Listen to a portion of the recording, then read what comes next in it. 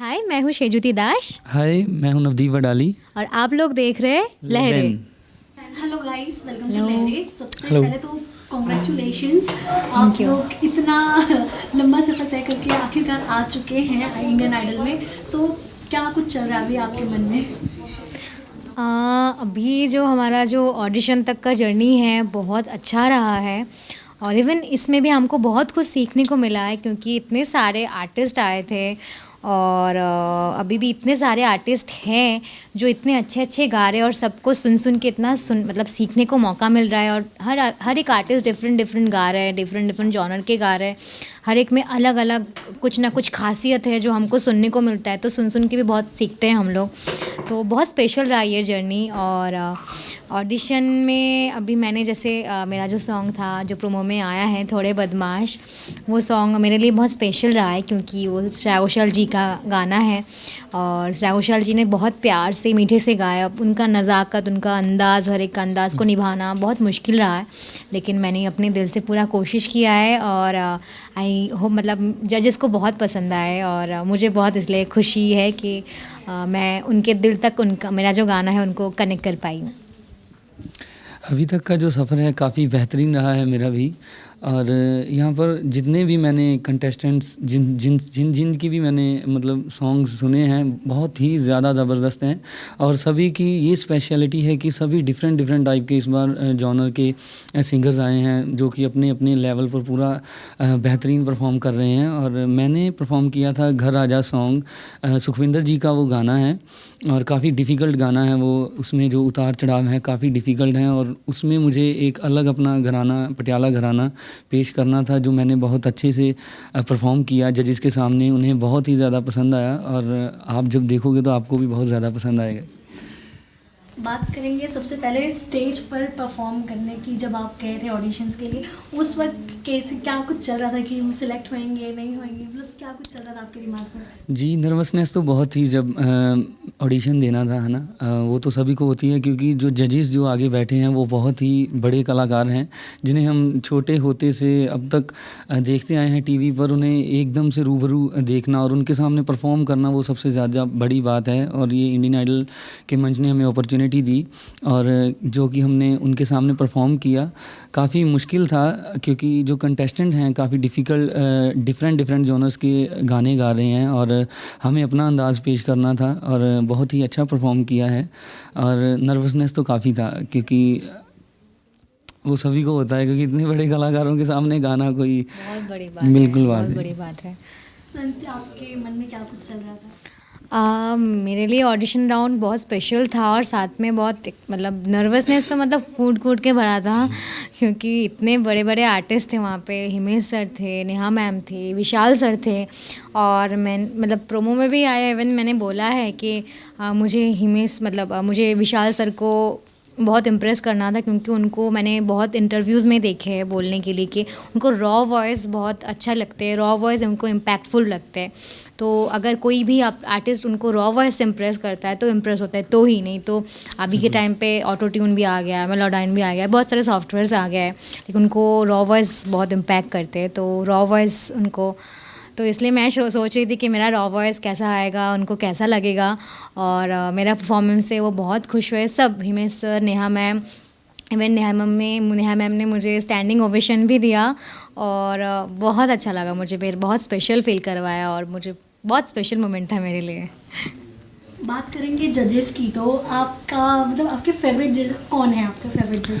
Favourite तो तीनों ही हैं ना, देखिएगा कि फेवरेट तीनों ही हैं, कोई एक नहीं है कि जिसे हम कह सकें। तीनों ही फेवरेट हैं जजेस। इंस्पायर किससे होता है? इंस्पायर भी तीनों से ही होता क्योंकि तीनों का ही अलग अलग उनका जो फ्लेवर है और उनका लाइफ का जो जर्नी है वो डिफरेंट है। तीनों का मतलब तीनों ही फेवरेट है।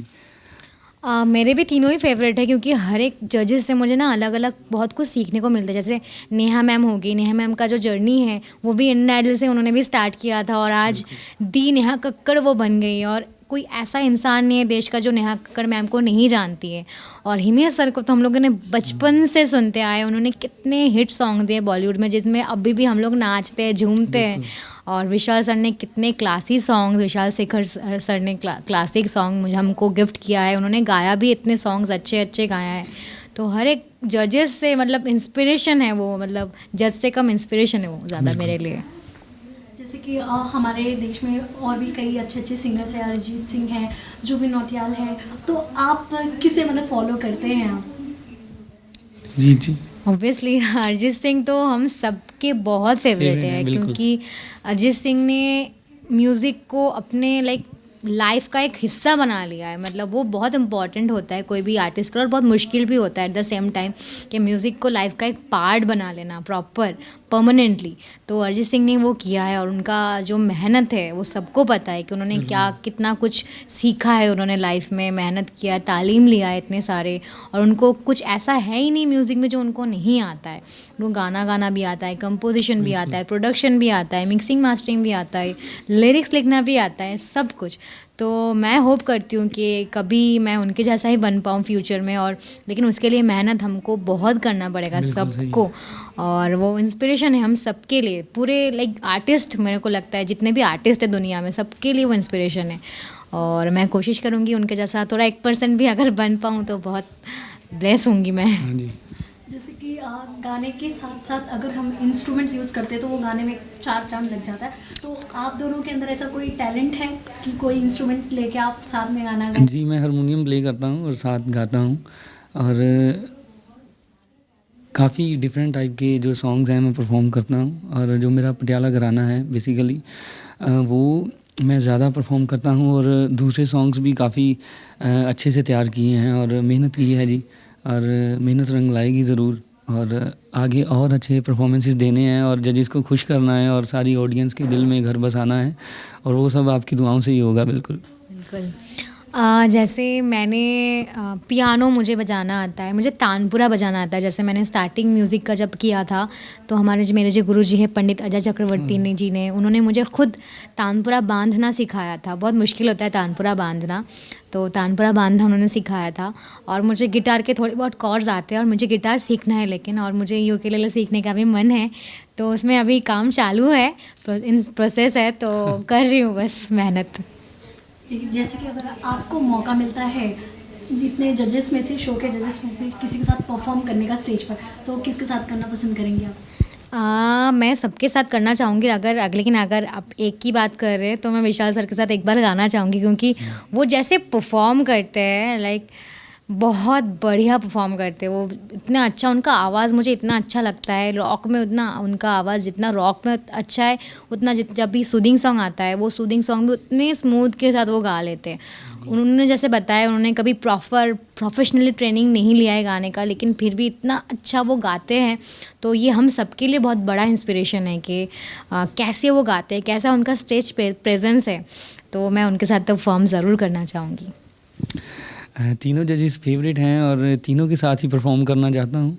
और क्योंकि हिमेश जी का अलग परफॉर्मेंस का अंदाज़ है, नेहा जी का अलग है, और विशाल जी का अलग है, और बस यही इच्छा है कि तीनों के साथ परफॉर्म करने का मौका मिले। किसी एक के साथ परफॉर्म करने कहा जाए तो किसके साथ करना चाहेंगे? किसी एक के साथ, तीनों के साथ करना चाहूँगा, क्योंकि तीनों फेवरेट हैं मेरे। लेकिन अगर आपको मौका ही दिया जाए सिर्फ एक को सिलेक्ट करना है, तो नेहा मैम के साथ हाँ, नेहा मैम के साथ बिल्कुल। डुएट। कौन सा गाना गाना चाहेंगे? ज़रा गुनगुना दो जरा सा तो। उनके साथ मैं गाना चाहूँगा दिन चढ़िया। हाँ, दिन चढ़िया। वो गाना बहुत अच्छा बिल्कुल। लगा। राहत फतेह अली साहब का। अज दिन चढ़िया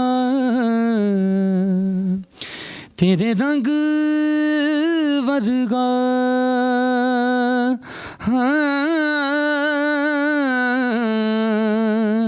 तो बात करेंगे आपकी जर्नी की, तो कितना डिफ़िकल्ट था इंडियन आइडल तक पहुंचना?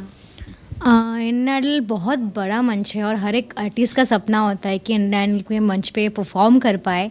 तो ये जर्नी बहुत मुश्किल रहा है, क्योंकि मैं एक बहुत छोटे से शहर से हूँ, और वहाँ पे मेरे पापा ने, मेरी मम्मी ने बहुत मेहनत से मुझे सिखाया है गाना।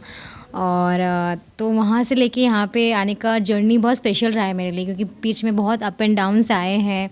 और मेरा जो घर है, घर से मेरा जो म्यूज़िक स्कूल था श्रुति नंदन, तो 1.5 घंटा 2 घंटे की दूरी पर था, और एक ही दिन पापा को छुट्टी मिलती थी, और पापा एक दिन बिना छुट्टी लिए मुझे म्यूज़िक सिखाने लेके जाते थे। तो वो मेरे लिए बहुत स्पेशल है, क्योंकि मेरे पेरेंट्स ने, मेरे फैमिली ने मुझे बहुत सपोर्ट किया मेरे म्यूज़िकल जर्नी में। अगर वो नहीं होते तो शायद मैं म्यूज़िक सीख ही नहीं पाती लाइफ में, और जो भी जैसे भी जितना भी मैंने आज मैं कर पा रही हूँ वो भी नहीं कर पाती हूँ। तो यहाँ पे भी आके इवन इतने सारे कंटेस्टेंट्स का ऑडिशन मैंने सुना, तो उनसे जब गुनगुनाते हैं वो इतना सारा कुछ सीखने को मिलता है हमको। बहुत सारे बड़े बड़े जगह से घराना से लोग आए हैं यहाँ पे, और उनके जो तालीम है, सबका अलग अलग तालीम होता है, अलग अलग तालीम का स्टाइल होता है, ये सब कुछ सीखने को मिला। स्ट्रगल तो बीच में बहुत आया है, क्योंकि सबको कुछ सीखने के लिए, मेहनत करने के लिए सैक्रिफाइसेस करने पड़ते हैं, स्ट्रगल करने पड़ते हैं। तो किया मैंने बहुत सारा, लेकिन ये स्ट्रगल नहीं बोलूँगी, ये मैं बोलूँगी एक लर्निंग प्रोसेस था, एक लर्निंग लेसन है ये हम सबके लिए। तो इसमें बहुत कुछ सीखने को मिला। क्या कहना चाहेंगे, आपकी जर्नी कैसी रही यहाँ तक पहुँचने तक की? मेरी जर्नी काफ़ी बेहतरीन रही, क्योंकि पहले आज से 7-8 साल पहले मैं ज़्यादा मॉडर्न म्यूज़िक को प्रेफर करता था, ज़्यादा उस चीज़ों की तरफ मेरा अट्रैक्शन था, क्योंकि पॉप सिंगर्स मुझे बहुत पसंद थे। और 2018 में जब चाचा जी की, उस्ताद प्यारेलाल वडाली साहब की डेथ हुई, तो उसके बाद मतलब काफ़ी माहौल दुख भरा हो गया घर का। और वडाली ब्रदर्स की जो जोड़ी है वो एक हिसाब से टूट गई है ना, और नाना जी भी काफ़ी चुपचाप से रहने लग पड़े। और बाद में मैंने अंदर ही अंदर सोचा कि नहीं, जो मेरा जो पेशा है, जो असली जो मेरी लाइन है, वो मुझे अपने घराने को फॉलो करना चाहिए। मुझे अपनी सूफ़ी जो मेरा क्लासिकल जो नाना जी का जो घराना है उसे मुझे अपनाना चाहिए। और फिर मैंने उस पर मेहनत की और नाना जी से सीखा, और आज मैं इंडियन आइडल का